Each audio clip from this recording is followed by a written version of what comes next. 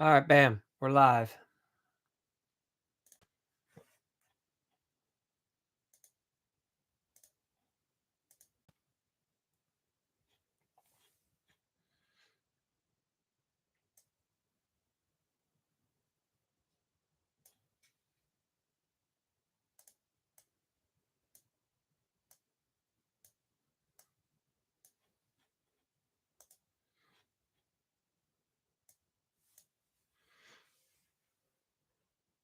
Welcome. We're just getting started. If you're new, let me know where you're from.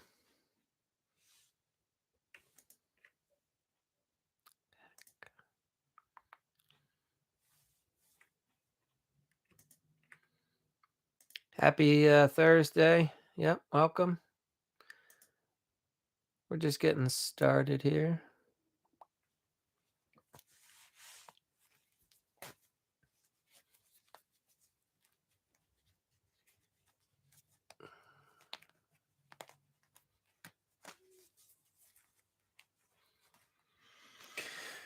All right, welcome. We talk about when the homeowner asks for free stuff. How do you deal with that? So, if you're new, what I'll do is going to Richard, welcome. I think you've been here before. What we'll do is I'll talk for about 12 minutes, but at the same time, if you have any questions about remodeling or how to handle homeowners once you've got the job rolling, please fire them away in the chat. And we'll get rolling. All right, welcome. So there's an art to saying no without losing the client, right? Because the client is expecting you to do all kinds of stuff. They have their expectations, you have yours. And boundaries aren't rude, they protect your profit. They protect your schedule, they protect trust, but there's an art form, right? Most guys, and at least me in the beginning, like you struggle and you end up feeling like you got to give stuff away, right? Like, oh, I'm already here. The homeowner's like, well, your ladder's already out. Can't your guys just do this? I'm already paying you $50,000. Well, yeah, and that was because we already agreed upon what we were doing. Now you're asking for more. It's kind of like, how'd you feel if I came to you and said, we've been doing all this work. How about I just charge you a little extra now, right? Homeowner wouldn't like it when it's presented to them that way.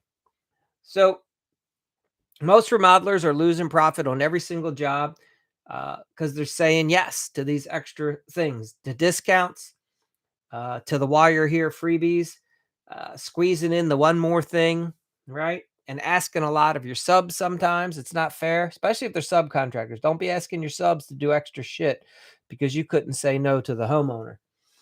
All right. So any yes has to be agreed to in writing, and there has to be some sort of a fee typically. All right. So this is why successful company like you think about Caterpillar, Starbucks, right? They train their people to really learn how to say no in an appropriate manner. That's the key. It doesn't sound like no in the moment. They call it a policy.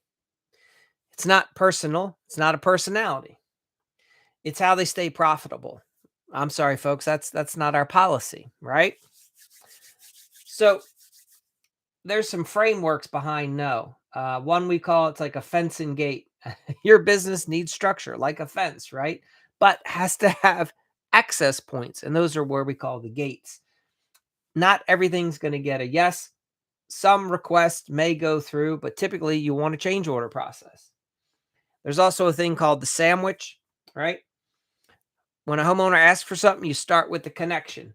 Man, I totally get why you're saying that. Yeah, I could understand wanting that done. Absolutely. Right? You agree with them asking to have the work extra work. Sure, I could see why you absolutely. Yeah, it would totally make sense for us to clean out the gutters while we're here. And then you deliver the change, the no. Unfortunately, that's not included in our scope. Let me see how we can address that. Then you swing back in with the option. Well, what we could do is I could make that as change order. Maybe I can waive the change order fee that you already told them about in the beginning, $175 change order fee, but you're still going to charge them the $225 to clean out the gutters, right? And that approach works much better than just saying no or just saying yes, we'll do it for free. If you didn't address this in your pre-construction meeting or in your original sales meeting, it's much harder to do it now. This is why you have to do it before it's ever needed. Because that day one, when you're meeting with a homeowner, you say, man, Mr. or Mrs. Homeowner, it's going to be so nice when you hire us. You're going to see how great my guys are. We're so efficient. We do such nice work. Most homeowners end up hiring us for like 10 more things while we're here. They're constantly finding something else for us to fix. That's probably going to happen for you too. And don't worry, we'd be loved and happily will accommodate you. And the way we do that is through a change order process. That's right. If it's not on our scope, we're going to make up a separate little agreement for that particular thing. But no worries, you absolutely ask away. We'll repair anything that needs repairing, right? But there's a cost. All right. So we do this through that ARI. That's applied relational intelligence. Got to remember about emotions with homeowners and with yourself. You have to acknowledge it, you have to redirect it with logic, and you have to offer choices, right? I get it, Mr. and Ms. Homeowner. It feels like a small thing. The reason we just can't toss something like that in because that's extra, right? And we're not in the business of charging for extras, nor are we in the business of just throwing around extras. It's not fair to our guys. It's not fair to you and your schedule and your time commitments. So let me price it properly so that we can do it professionally, like everything else we've been doing it for you. You deserve that. Your house deserves that level of respect and precision. So this way, I want to make sure we do it properly. And yeah, most likely, it may cost less because we're already here, but it's not free. You don't say that last part. I'm just telling you that part so you hear it. Okay. So remember, you have to pre-frame this in the beginning, like at the pre-construction meeting, or rather when you sell the original job. You darn better have a change order policy in your contract that you go over with the homeowner. Mr. and Mrs. Smith, here's the scope of work. We're charging you $65,000. Now, if something additional comes up or you want to make a change, this is our change order policy. Here's how we address it at that time. We're going to analyze the situation. We're going to come up with how much time it's altering the job and how much in price it's altering the cost. And you sign for that separately. You pay for it separately. You pay for it up front. 100% before we move on it. All right. When you bring it up in the beginning, I am telling you, it's so much easier. If you don't ever share a change order policy until the homeowner says, hey, Joe, while you're here, couldn't your guys just fix that gutter? I mean, you already have the ladder out. You're already doing the siding. Then you're going to feel like an ass because you never even brought it up. So now you're going to feel like you have to fix it for them. Unless you would have brought it up in the beginning. All right. So remember, you pre-frame it early. You tell the homeowner it's normal for you guys to want us to do extra work because we're professionals and we do great things. And I'm going to tell you, when we start fixing this, you're going to find 10 other things, just like our other homeowners, right?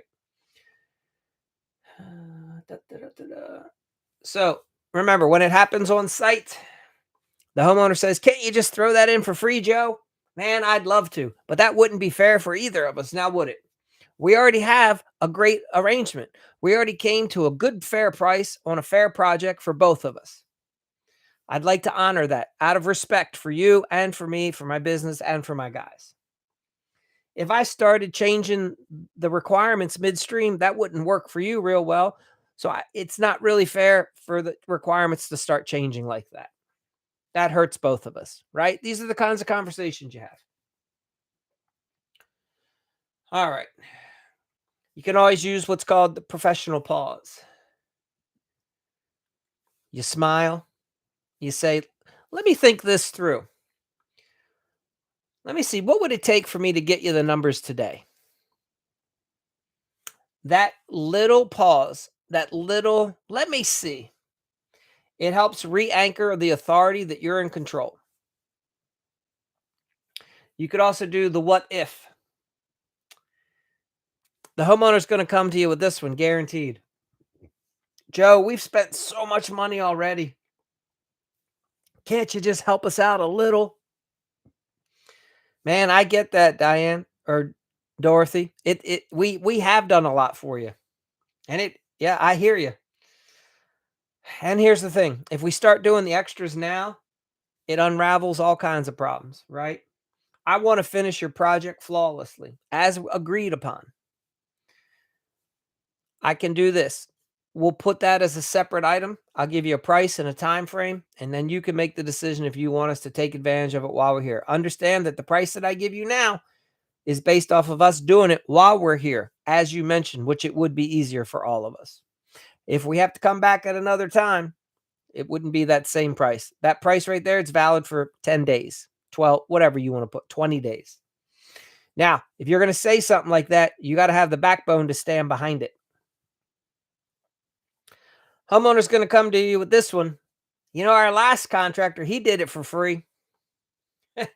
Totally understand, Mr. and Miss Smith. That's probably why you hired me for this job, because he's probably out of business. I mean, you can joke with him, right? Look, our clients hire us because we do things properly. We do things on the up and up. Everybody knows what everything costs at all times. It's fair for everyone. It's what keeps us in business so that we can honor the warranty, right? And we can honor the process. How about this? They're going to come to you with, you guys are like nickel and diming me. Totally understand that, Joe. Uh, but it's actually the opposite. I'm making sure we don't end up in a gray area where you get surprised later. This way, you see every number up front. It's better for both of us. Actually, it's better for you to control. So they're going to hit you with all these sayings, and you got to be ready for them. You're a professional now. You know it's coming. So don't act like it's the first time you hear it. Remember, as a professional remodeler, I'm not saying no at any point, really. I'm redirecting the conversation. Oh, I would love to. I would, but that wouldn't be respectful for both of us. I'm not using no. I'm just redirecting the conversation.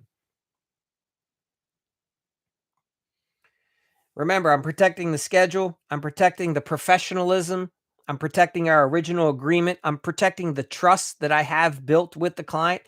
You explained to Mr. and Miss Summer, that wouldn't be fair to either of us now, would it? If I start asking you to pay extra, it's the same as you trying to ask me to do extra for free, right? That wouldn't sound very fair to you now, would it? You can have that conversation with some people. All right. Okay. ETH whale. I disagree. I appreciate you putting that in the comment. Charging for estimates seem to push clients away.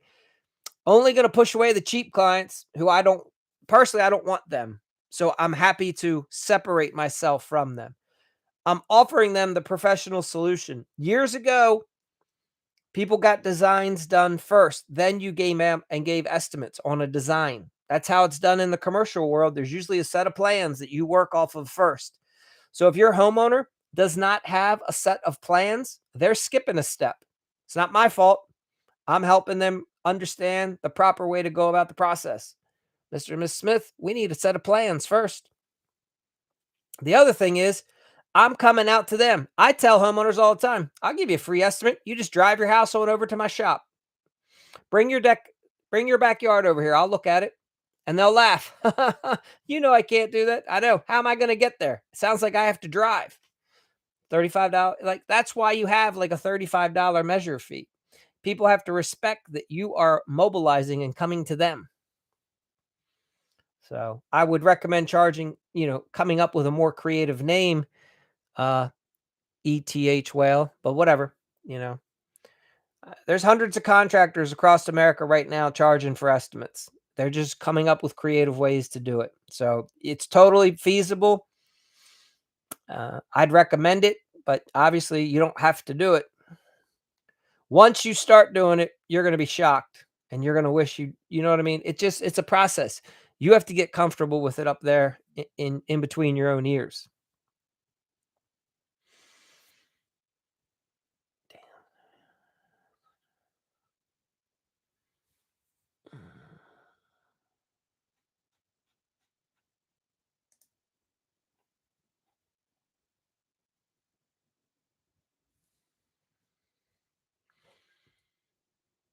Anybody else have any questions, comments?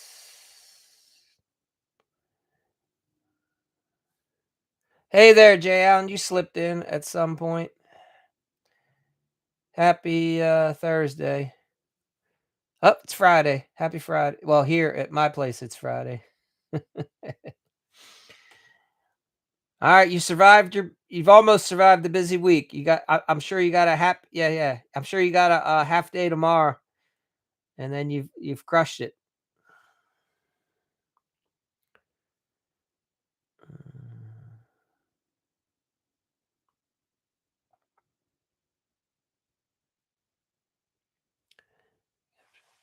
Hey, Christopher. Yes, sir. Thanks for joining.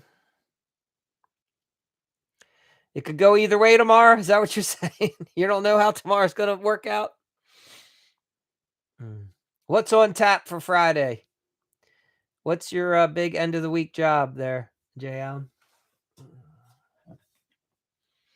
Nope.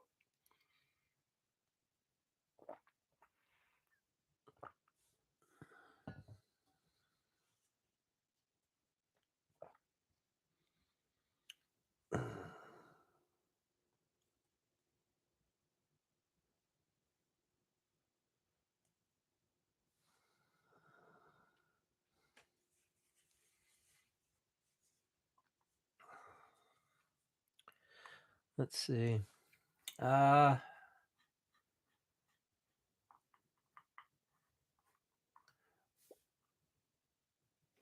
Looking. Hold on.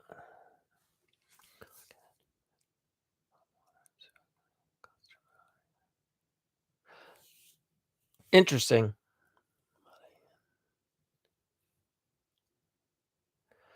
All right, Christopher. Nice. How many sheets of okay, mud in the wall. So I'm assuming you got just a couple sheets there.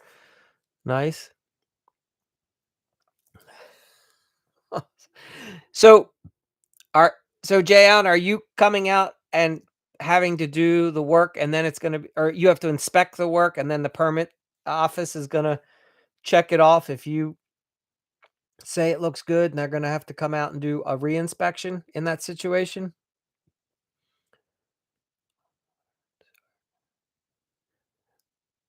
Huh. That's a bold homeowner, changing out the water and sewer connections without a permit. Good for them. I've heard Texas is the wild, wild west. Brand new. All right. New install. Mm,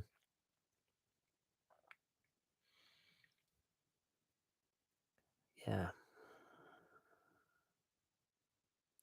You wonder if we wouldn't be in such of a housing crisis if somehow the regulations weren't as bad for trying to build stuff. Don't get me wrong, I think there should be some oversight. I just don't always know how much. I feel like there's too much, but like I feel like you should have to pay like some sort of a fee to build a new house, but you know, I don't know if it should be thousands of dollars. Mm. Yeah, that sucks. Damn. No permit, no water. Mm.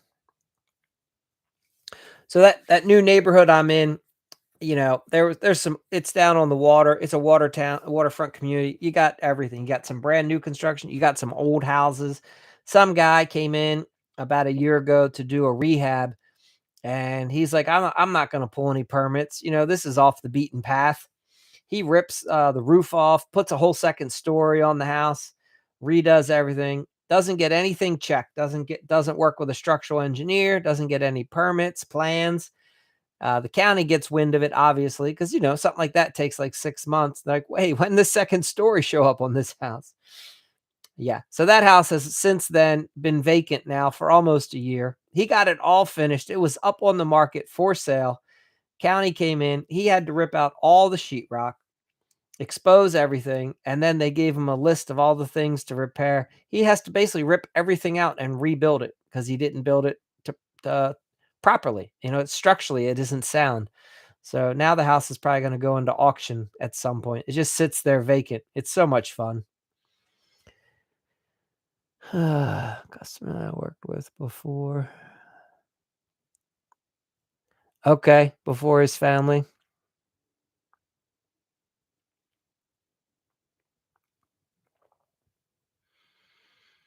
Mm.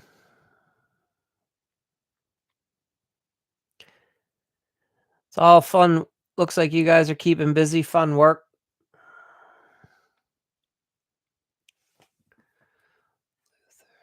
Lead better. What else is on here?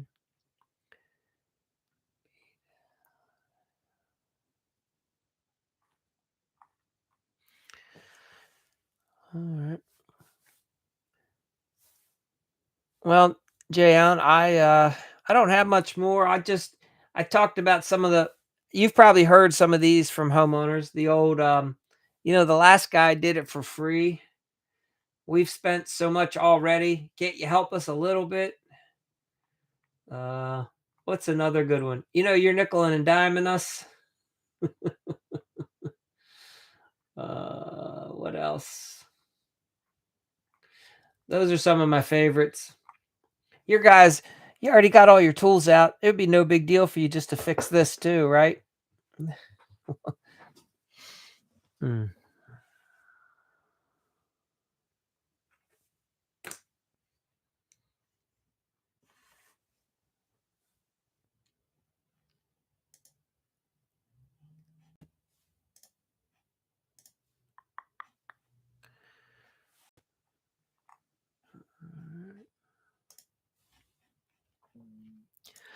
But anyhow, well, good. So tomorrow's gonna be a pretty easy one for you, as long as they did everything right, Jayon, I'm assuming.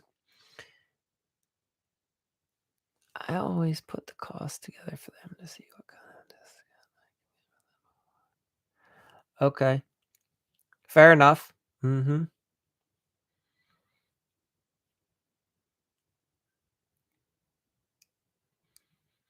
Yep. On my, I use like a couple different ways to estimate. One of the ways is I have a spreadsheet and I have three columns. I have my ideal price that comes up automatically. Then I'll factor over to the price where if I'm in a competitive situation and I'm desperate, if I really wanted the job for some unknown reason, that I could drop a little bit off, right? And then I have the price which is higher saying this is really what I should sell every job for.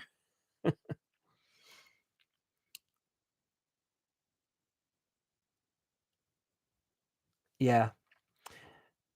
Yeah, I don't it's interesting. There's everybody has a different sales process. Some people like to bake in some extra so that the homeowner can feel good at the last minute. Like if they start negotiating with you, you put in an extra couple $100 just so you can take it back out if the homeowner keeps pressing or pushing.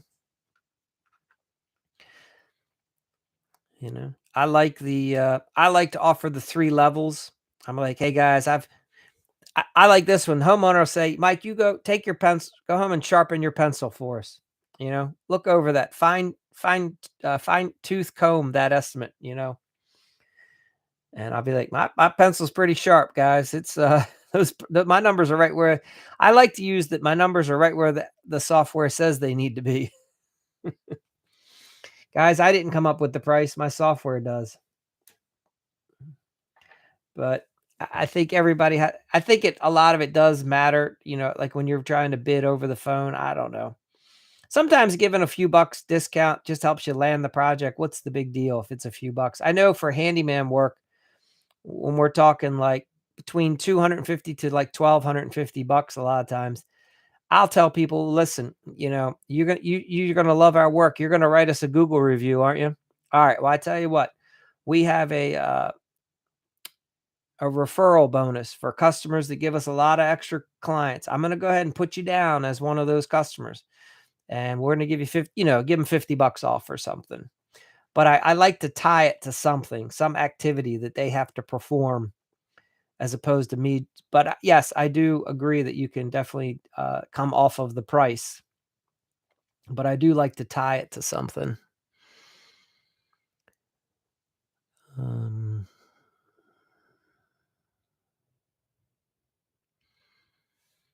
so, so if there's anybody new, if you have any questions, you want to let us know where you're from. I'm on the East Coast in Maryland. We got some people here from the down in Texas. So I'm not sure where some of you other guys are from.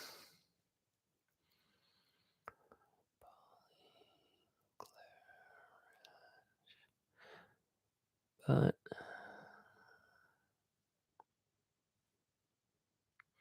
okay, South Florida, nice. I got a lot of family in the cousins, bunch of so a lot of my family right around pre-COVID, I guess, moved down to like the Tampa area, sort of. Some are in Tampa, some are a little farther south, some are a little farther east. So I like Florida. Personally, I like it a lot. Mm, so nice. Yeah, Fort Myers, very cool. Okay. Ocala. Oh, look at you guys. Little Florida contingency popping in here. Yeah.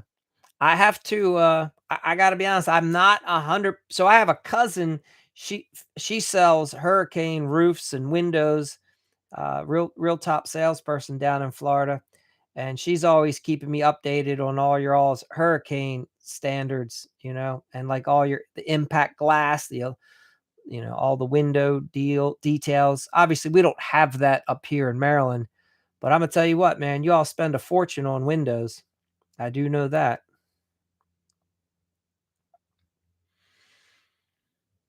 Mm.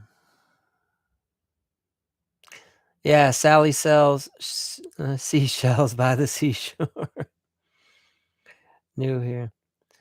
All right. So, Polly, what we do here is I do a live every day where I talk about something remodeling business owner related for the first like 10, 12 minutes. So I just give you a little bit of insight, something that made my business work for me, something that I've worked with some other people has helped their business. Then we just open it up for a little bit of discussion. If you have any questions, you just pop it in the chat and we go from there. So you can always check out any of these lives. They are all in at the Remodeling Academy's YouTube channel under the workshops. There's over 100 of them at this point. Yeah. So it's all, for the most part, it's all remodeling related. But yeah, you get to drive at this point.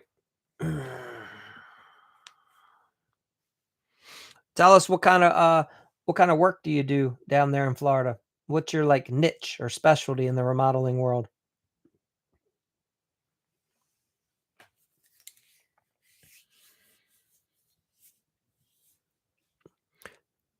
And the Ocala guy, Logic, you're around all the horses.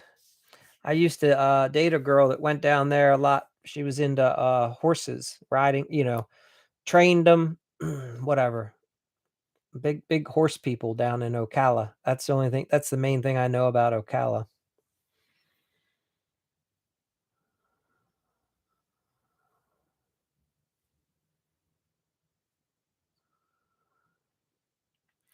Fort Myers has a lot of money. That's my understanding. That's the takeaway I have for Fort Myers. I'd be curious what your takeaway is, Polly. My folks used to go there every winter. They golf. They don't do Fort Myers anymore, but they used to. I mean, like, I don't know, 20 years ago. Mm,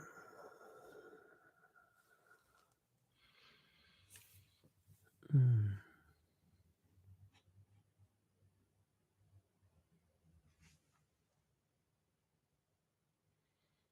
So,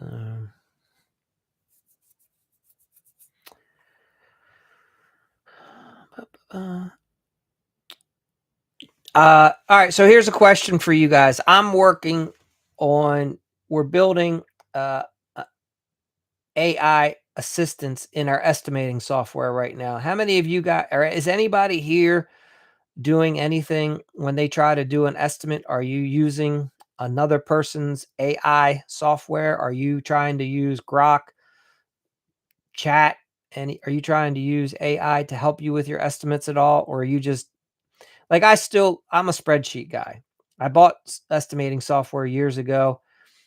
I stopped using it. I went back to just using like a Google or Excel spreadsheet. So, but I'm curious, like, how are you guys doing your estimates?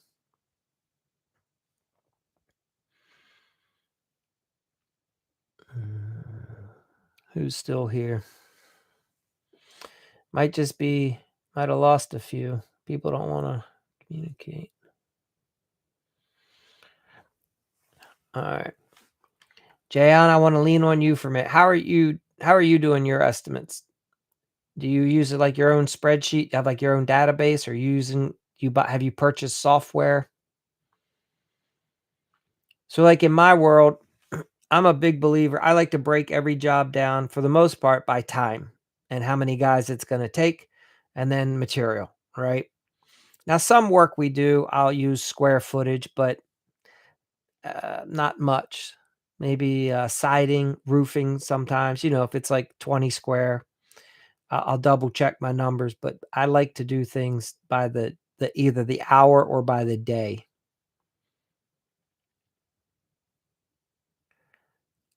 Got it. So you use it to get your grammar right. Fair enough.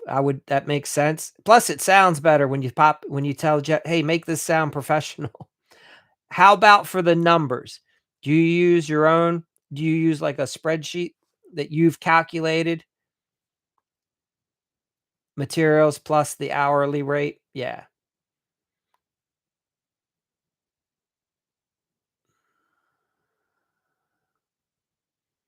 And you itemize. Is most of that knowledge up here? Like you just know on average, I'm going to charge X amount of hours for a water heater, X amount of hours for setting a vanity, installing a faucet. Yeah, fair enough. I figured. Yep, that makes sense. And then you use the AI agent to help you come up with the wording so that when you send over the proposal to them, it all looks like real professional, like you're an English major. Got it. All right.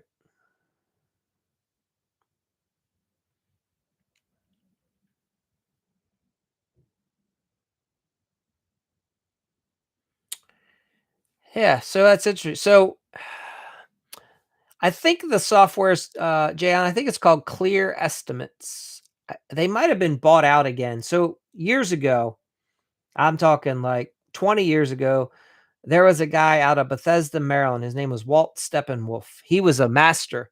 He developed something called, I have one of his books, Home Tech. Hold on one second.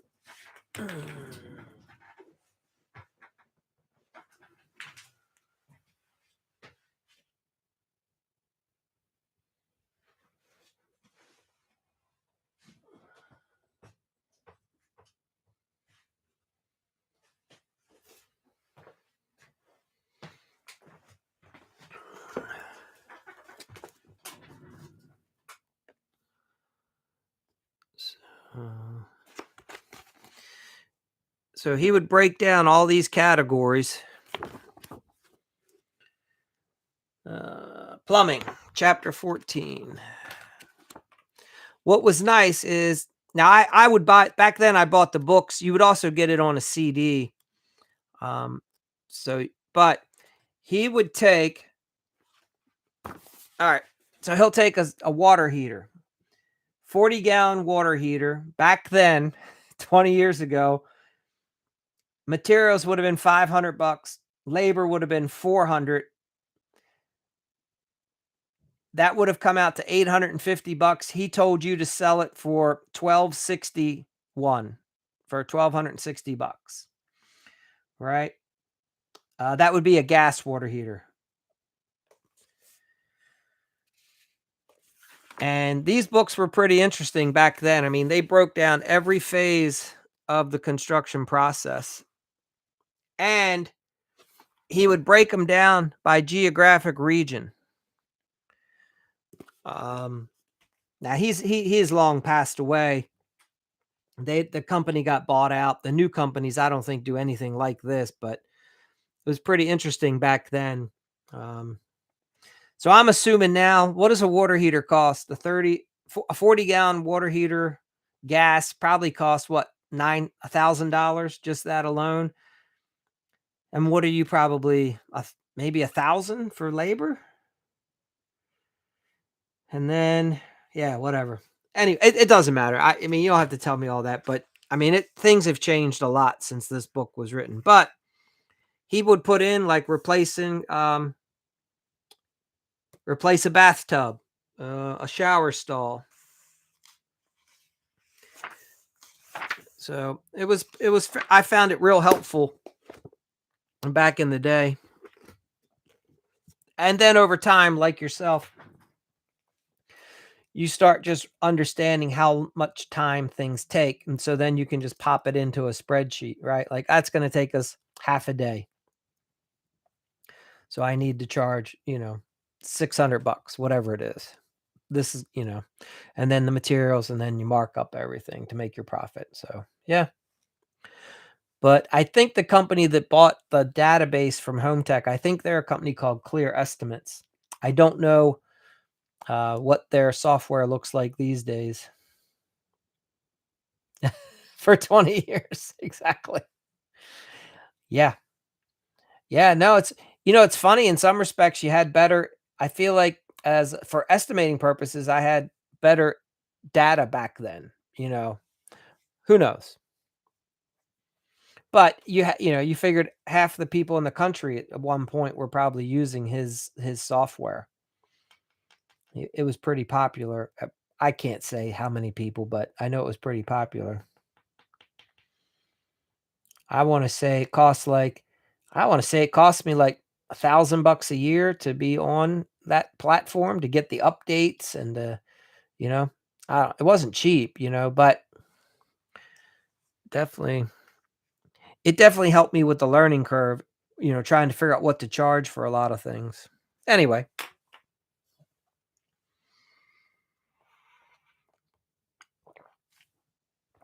Mm, alright. Well,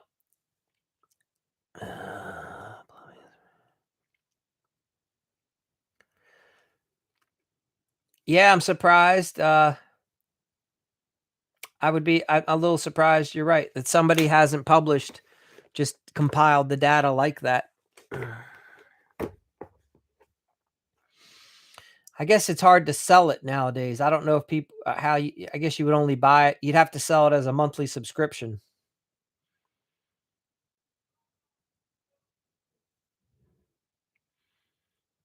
So, there you go. Yeah, you could start compiling one.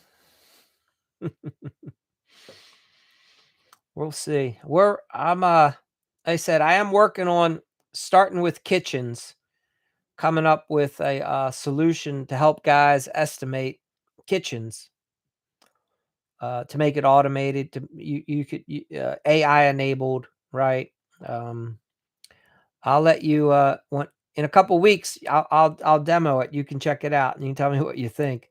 We'll add bathrooms down the road, uh, but right now we're starting with it's complex, man. These to come up with these, estimating systems, it's really complex because there's so many variables, and everybody runs their business a little bit differently, right? So, it's not as easy as people think to just say, "Oh, how much does that cost?" So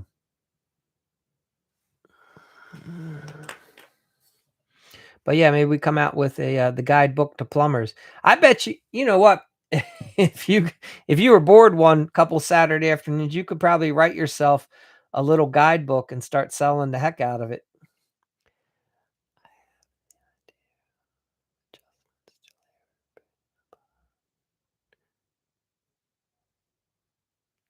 Yeah, if you under yes, yeah, labor rates would be important to understand.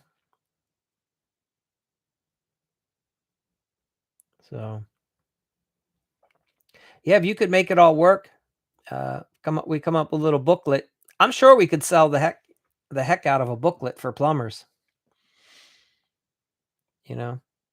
Here's how much to charge for the water heater. Here's how much to charge for this, for that. Uh-oh. Cost of living. What's that?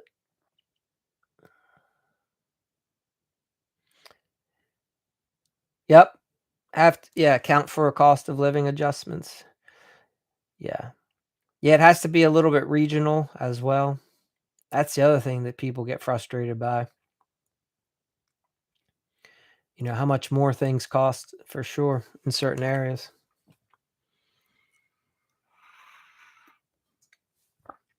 Mm, so, all right.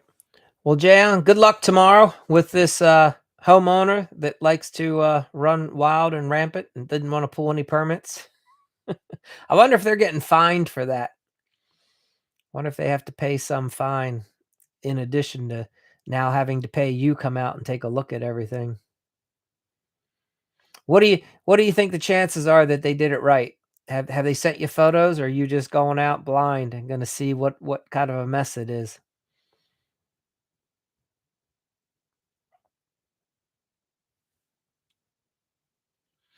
Yeah, yeah. No, they tried to get away with it. I gotcha.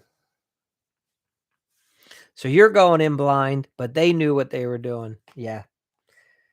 Yeah, a lot of people like to think it this is interesting. It hasn't happened across the country yet. I've got a friend, uh, was working for a large mortgage broker in the United States, and they are already in the process of they document what, according to tax records, if the house says it's a 3-bed, 2-bath, that gets documented, right?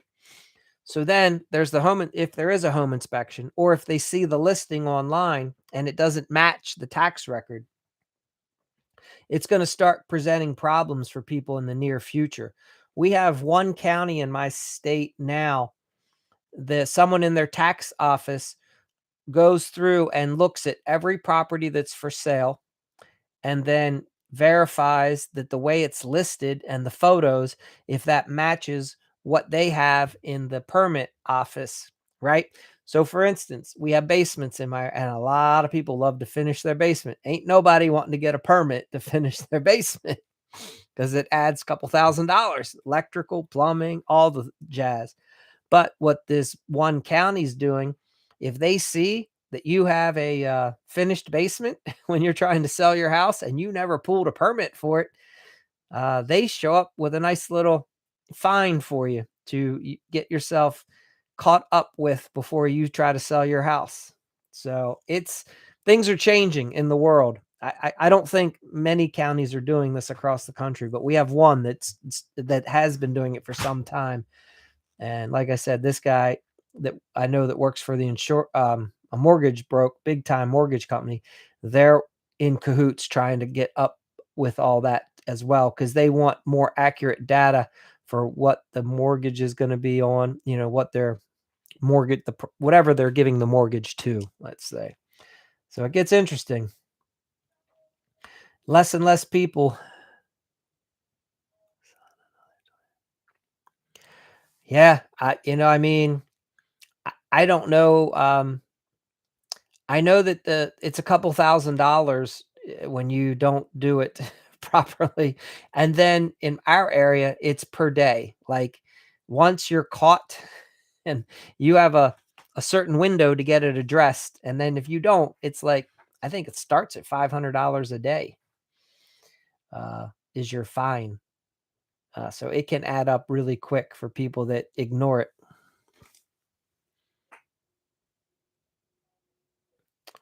Yes. Uh So, I have not been involved in a whole process from start to finish. We have had to come in and make repairs for a couple people that had to open everything up. Um, I don't know exactly how but yes, so typically, you're removing a ton of your sheetrock so that the inspector can see. I think they have a rule where they have to see over 80 to 90% of the work. So for like you're opening up all the hopefully you situated your bathroom in your basement in a way that you can remove the wall from the outside so you're not disturbing all the tile work so that the inspector can see all the plumbing that's inside the wall for the shower. If you don't have any photos, I don't know how they're addressing because if the traps are in the concrete floor, I'm not certain how that's being addressed. Yeah. Yeah, you're gonna have to see how to handle it, right? Because if it's not done to code, you're most likely gonna have to tear it all out because 'cause you're gonna do it your way because it's your license on the line if they hire you, right, at that point. So, yeah, you're gonna rip it all out and do it all over again. So they get to pay for it twice.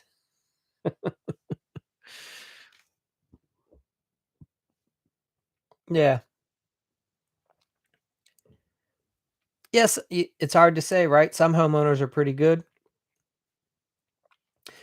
Like, my state's pretty interesting. One county, you can do your own if you're the homeowner, um, I know they let you do your own electrical work. You're not allowed to upgrade the entire panel for the entire house, but you can add circuits and run wiring, as a homeowner, but I don't think you can do all the plumbing as a homeowner.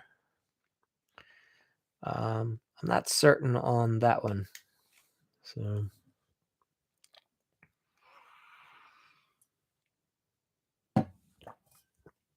mm,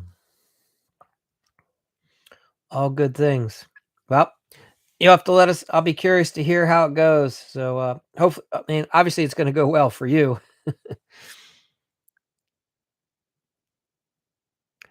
Is that how it is in your market? As long as it's your primary, you can pull your own permits and do your own work? I feel like that's how it should be in more jurisdictions. Okay. Yeah, I in my county, it's not that way at all. You cannot do, you have to bring in a licensed plumber and a licensed electrician for just about everything. You can change fixtures, but you're not running, nothing new or changing you're not to be changing locations or obviously installing anything new, even if it's your own primary house. Oh, so these folks added a second home. What are they Airbnb-ing or, maybe, what's it called? The, ADU, family member? So,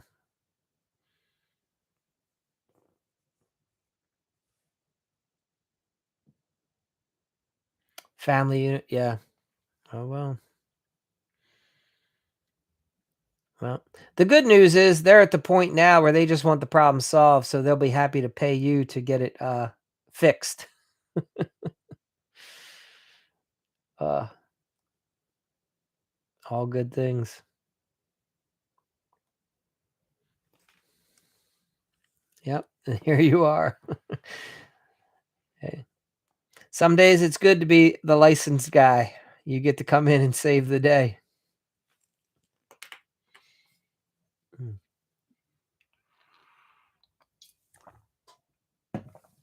so,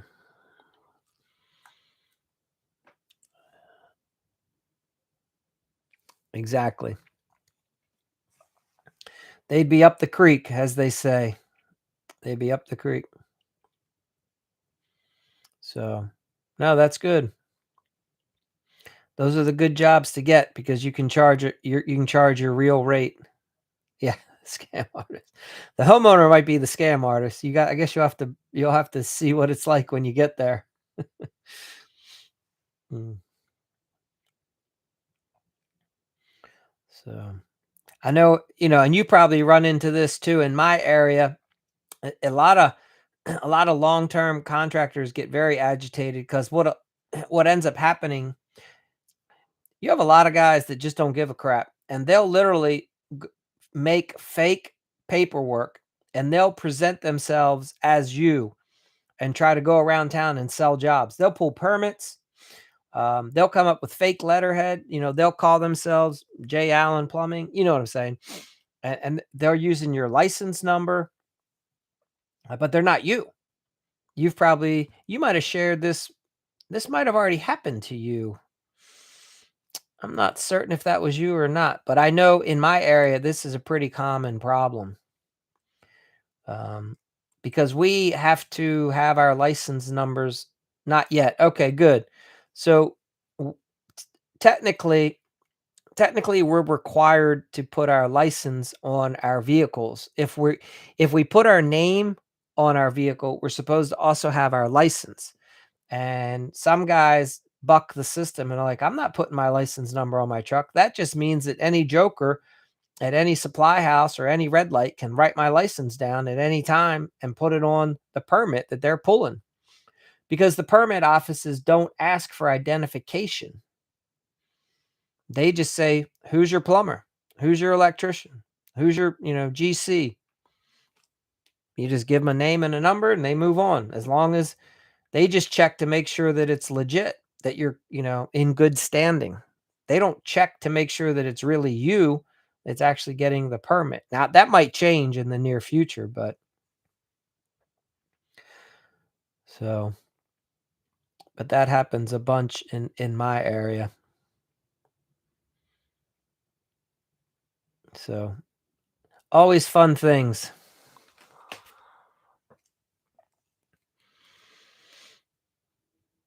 All right.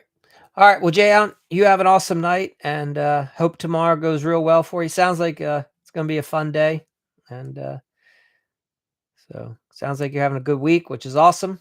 And we'll catch you on the next one. Thanks again for being here. Appreciate the comments, and you're welcome. All right. Have a good one.